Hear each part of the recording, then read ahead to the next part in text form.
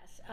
So a lot of exciting things happening in the athletic department, and obviously yesterday was a big day with Pro Day here and all that sort of thing.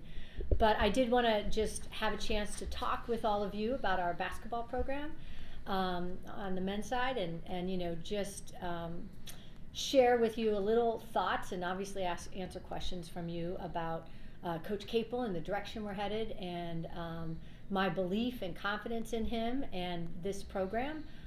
We did not have the season we expected or wanted to have, obviously, and that's not news or anything. So it's a chance right now for us to really refocus and reevaluate everything that we're doing from A to Z within this program. But I will assure you that I've spent some time with Coach, quite a bit already, but we'll obviously spend a lot more time together. But there's no question Jeff and Coach Capel and his staff want to be here in Pittsburgh. His dream as a kid was to coach coach at an ACC school, and so he's in a dream job for him.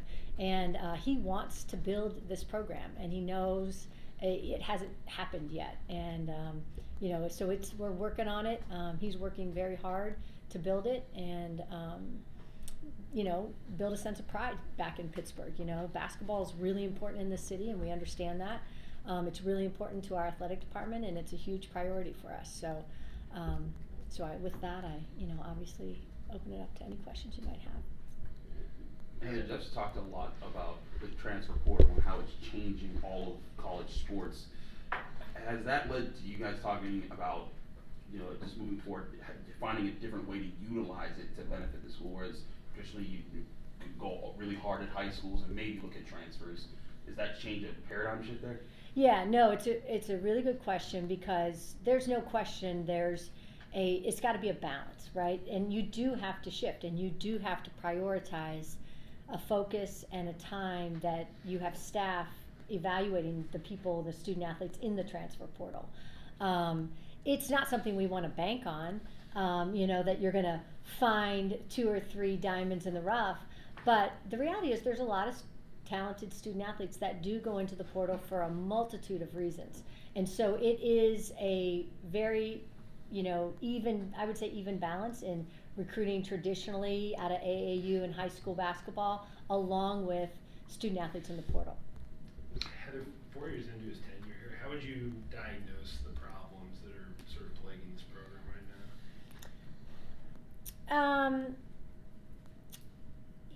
I would say that this season, I think early on, we lost some games that we certainly should not have lost. I think we were trying to figure out who we were, and probably disappointed that we weren't as prepared as I thought.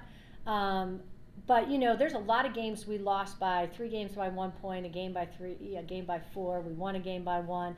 I think we were very much what I would call in the hunt for games early in this season. And then probably later in the season, there was just a lack of, I don't know if it was belief or confidence, but we ended up getting down by 20, and that's tough to always battle back against good ACC teams. There were sparks of certainly positivity. I was on the road with them at UNC, and we beat them, and they're sitting in the Sweet 16 right now. So there's some level of positivity and some bright spots. But I think overall we just did, ultimately this responsibility rests with Coach Capel for him to diagnose. We'll work through those things together. I have a lot of stats and things that I've shared with him on my thoughts about it, but it's a coach's job to really truly diagnose the problem. What are some of those things that you shared with him? Well, again, I think that's between Jeff and I to really evaluate the details of the program. Ultimately, it falls on him. This isn't about one player, one recruiting group, one transfer, anything like that. This is really ultimately a full program analysis. Heather, patience with a program that's not that successful is something you don't see a lot, whether it's pro sports or college sports. What triggered your patience with the Pitt basketball program? Yeah, I mean, I don't think 4 years is I mean, in everyone's day and age, you know, we want to be Iowa State, right? We want to go from 2-22 to the Sweet 16 with 2 kids out of the transfer portal and make it happen. Obviously, great kudos to them, and we wish them all the success. But it does take time to build a program the right way with the right overall people. I'm not just talking about student athletes, overall, the whole entire staff. Everybody involved in the program, it takes time to do the right way. And so we all want immediate success, and I believe in a little bit. I think the value of continuity is important, and just changing for change's sake is not necessarily the right decision at this time. Heather, you mentioned Iowa State. Wake Forest went from 6 Yeah. to 23 wins. Does that give you more optimism than maybe in previous years you wouldn't have because of the portal? It does, and I think it you know, it speaks to the initial question about how much time are you spending evaluating the portal. And you know, we have 2 staff members now really focused. You know, if you talk to Coach Capel, certainly he'll tell you, I think he feels much more prepared now for the information that's in the portal. You know, you can't just like open it up one day and think, okay, everything's going to pop out. You've got to be intentional about it and look and study and know who's in and who's not and where they're coming from. And then you've got to do all your homework on those people. So there's a we've prioritized that because of the opportunity, because there are good kids that just maybe maybe something didn't fit wherever they were. So there's very talented student athletes in the portal that, you know, for whatever reason are in there. So I think full vetting of that is a priority for our coaching staff right now, because it can help and it can change your program quickly. How concerned are you about the fan base and fan support at this point? Absolutely concerned, because you know, I think that the most important thing is building a sense of pride in what we do, and building, you know, that pride stems from, you know, the kids in the Oakland Zoo and the people that you meet that were a part of the Oakland Zoo when they were students, and you know, just the connectivity in this community. It's really important to us, and so I know there's no one more disappointed than our coaching staff about, you know, not performing where, you know, they want to be right now. I'm hopeful that people still believe and do come back and do have a positive experience, but and I think when the games are close, it matters versus, you know, the further apart the end result is, then that's a tougher situation. I mean, you want to be in you're not going to win every single game, but you want the game to be a good one and something you're proud of. What does John's statement that he released yesterday about sticking with the program, his love for Coach Capel, and just his progress that you saw from him, not just as a player but as a person over the last 2 years? Yeah, John Hughley, well, he's an interesting story, I think, on an example, really, of the impact Coach Capel and our coaching staff have had. You know, he had a situation, obviously had to leave Pitt, and our coaches were so focused on him staying in school and doing well academically. So if things got cleaned up, then he would be able to come back. And if so, he was going to have to work his way and earn it back. But they set up a plan and stayed in touch and stayed connected and built a relationship with him where I know that he feels that they really believe and cared deeply about him. And then, you know, John obviously was a huge factor in this program, and a lot was put on his shoulders right away, and he's grown. And he, you know, he's only going to continue to grow and get better. And I, you know, I think it's a real testament to the genuine relationship that Coach Capel and his staff have with John, and caring about him, you know, well beyond as a player. You're talking about the transfer portal, and obviously there's players in there for a lot of different reasons. There's been a lot of players leave Pitt that way, and you know, fans can see those guys having success with their other teams. And I think in years past, that would have been an indictment on a coach. Have you changed as an administrator the way you look at those situations, where say maybe before you said, oh, all these kids are transferring from this program, that's a big problem? Is it maybe now just something that you kind of have to accept as part of the deal? It's a really good question, because you don't want to just say it's okay to lose student athletes all the time. I think every time a student athlete leaves a program, it's really important opportunity for a coach to reflect on, why are you leaving? But more importantly, what could I have done differently as a head coach to make you feel that you wanted to stay? So I think it gives you that opportunity. The transfer portal is now a tool that's, sometimes it's a positive thing, and then I'm not sure it always teaches the best thing. When things get tough, I jump into the portal. If I'm not playing every single minute, I jump into the portal. And that's not, again, I'm speaking in total generalities. I'm not speaking about any individual student athlete. But then, there are reasons why that student athletes go, and it does make sense. And it's always disappointing to lose a student athlete. But I think it does give you a chance to reflect on what could you do better as a department, as a program, as a head coach, and learn and grow. But how do you think the programs and college administrations combat that part of the transfer portal where, you see younger people make those decisions where it's like, this wasn't an impossible situation, this wasn't a coaching change where you never get a chance, this was just a situation you didn't want to fight this out. How do you combat that, culture of the transfer portal? Yeah, the only way I know to combat it, it's part of what's happening now, is the placing a high value on the relationship with your student athletes. I think if you study anything about organizational leadership and retention, brand loyalty is less valued today than ever. So it's not about playing for, X school. It's about the relationship between the people. And so I think that is, placing a stronger emphasis on that and evaluating that piece of it is probably the best way to combat the transfer portal. Heather, Jeff got into 2-year contract extension. I think it was 14 games into his second season. It was his second year of a 7-year deal. What for you as an athletic director went into that decision? What was the thinking or reasoning behind it?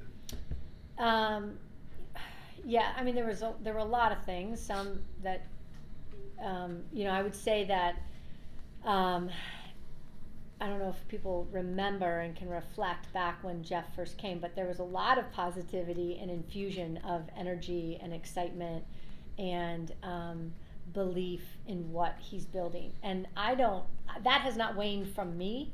It may have waned publicly and with fan base, but it has not waned from internally.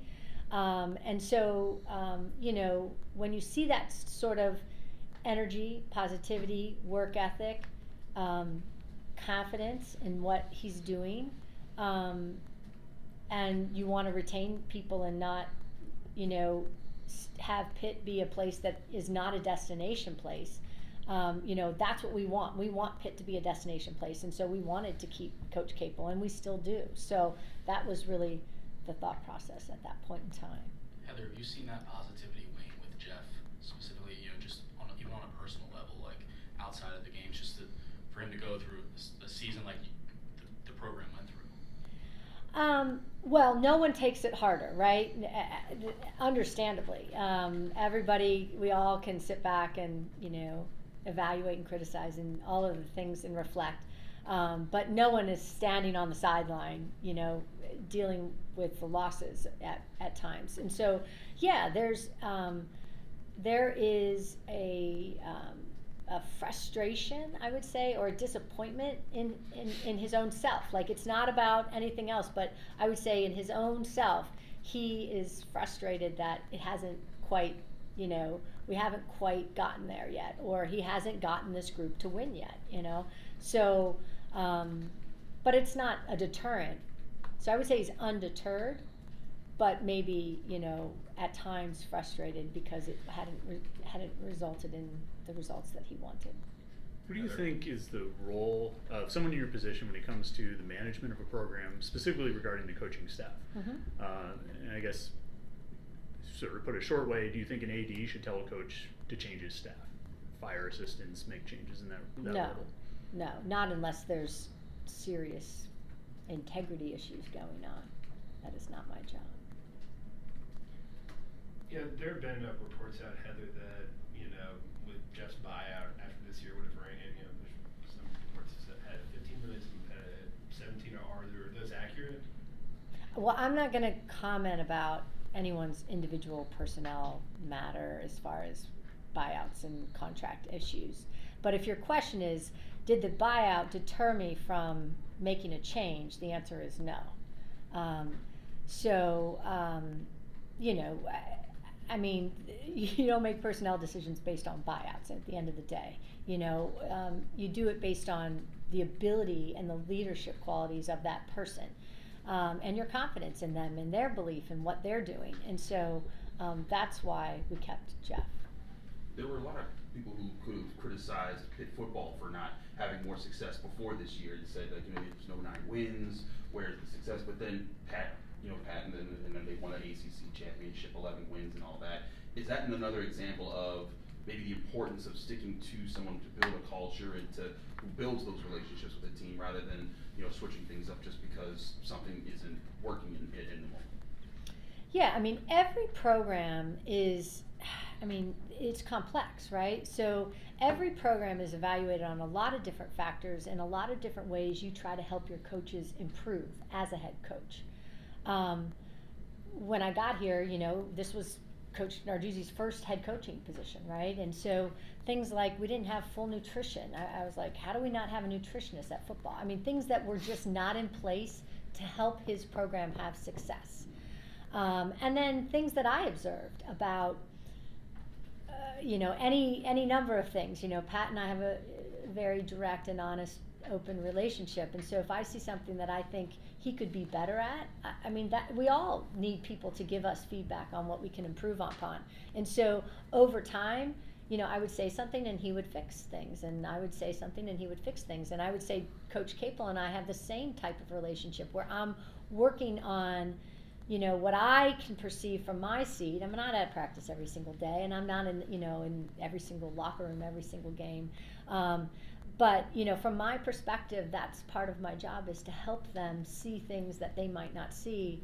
When you're at the top, it's kind of, as the head coach, it's hard to give feedback to them from other roles in the department. But so that's my job. And so with Coach Narduzzi, it did take a little time. But you saw great qualities in him. The real, genuine relationships with student athletes is extraordinary. And the relationships he has with a lot of different constituents is extraordinary. His attention to detail, his caring, his passion, his ability to get his team to play hard all the time and believe in themselves. And so, it was about getting the right kids at the right time. And there were maybe things that needed tweaked and fixed, and a few less penalties here and there, and we had things came together very well. So Can you share any examples of those things you talked over with Pat? yeah, he would tell you I talked to him about penalties. Not obviously you're going to have penalties, but things that are within your control, right? Discipline penalties. There's kind of penalties that are just lack of discipline versus penalties that are controversial. Pass interference, trust me, we're going to get pass interference with the way we play defense, right? But offsides, illegal motion, too many, those sorts of things, that's discipline. What about global things with the program as a whole? I don't know that I can. We go over a lot of things, so we evaluate everything about the program, kind of A to Z, from recruiting to visits to facilities to travel, how we eat, every aspect of it. Uniforms and how we keep the locker room. Things that I see that others might not see. So it's just a full evaluation. His staff, I meet with every assistant coach. I'll meet with every assistant coach on the men's staff. It's about relationships, getting to know getting to know them and finding out what can help the program as a whole. Heather, when you and Jeff met last week, what sort of vision did he lay out to you? What as you saw was his solution to, I guess, escaping some of the program's current struggles? Yeah, Craig, I don't know. We talked a little bit about that, but this was a little bit more of reflection and a deep dive into kind of how he's feeling, how he's approaching it, his desire to continue to be at Pitt and build this program, his confidence in that. And then a little bit of my reflection on, what I've seen as a program and, from my lens, things that we need to evaluate and do better. And then, he was obviously in the process of meeting with team and student athletes, and then we'll circle back. I'll meet with all of his coaches and staff, and then we'll circle back and talk about the changes, I'm going to listen to his plan and his changes. So I think this was sort of a initial conversation as opposed to necessarily really building out the plan for the next future. He's obviously heavily focused on recruiting. We talked about the needs, what he's looking at, who's on the radar, which obviously I can't comment about, but that was a little bit more of the focus of the program moving forward. When for an AD go into those conversations with the assistant coaches, like what do you hope to get out of them? What things do you hope to learn? Well, it's very in depth. So I have sort of a whole plan. I have a plan that I go through with them, and I evaluate, and I talk to them about, what motivates them, like where they are, how they evaluate themselves. What are the 3 best things that they've done? What are the 3 best things that our team's done? What are the things that we need to improve upon most? How do they see things changing? How have you grown as a coach? What are things that we can do better as a department to support? It's a pretty thorough evaluation of everything from their role and their perspective to the whole staff and the unit and the program, and then the department, how we're supporting them, and then really how they feel they make an impact and how they feel they can make things better. I'll talk to them a little bit about relationships with student athletes too, and obviously they are heavily involved in recruiting and kind of break up the team, big guys and little guys. So I think it'll be it's a great opportunity for me to sit down with them just one-on-one and understand a little bit better about how they're thinking and what they're seeing and things that they might see that Coach Capel doesn't. After your conversations with Jeff, do you anticipate the staff remaining intact? Well, that's for Jeff to make that decision. I know that he's focused on the team right now and recruiting, and then he will talk with his staff.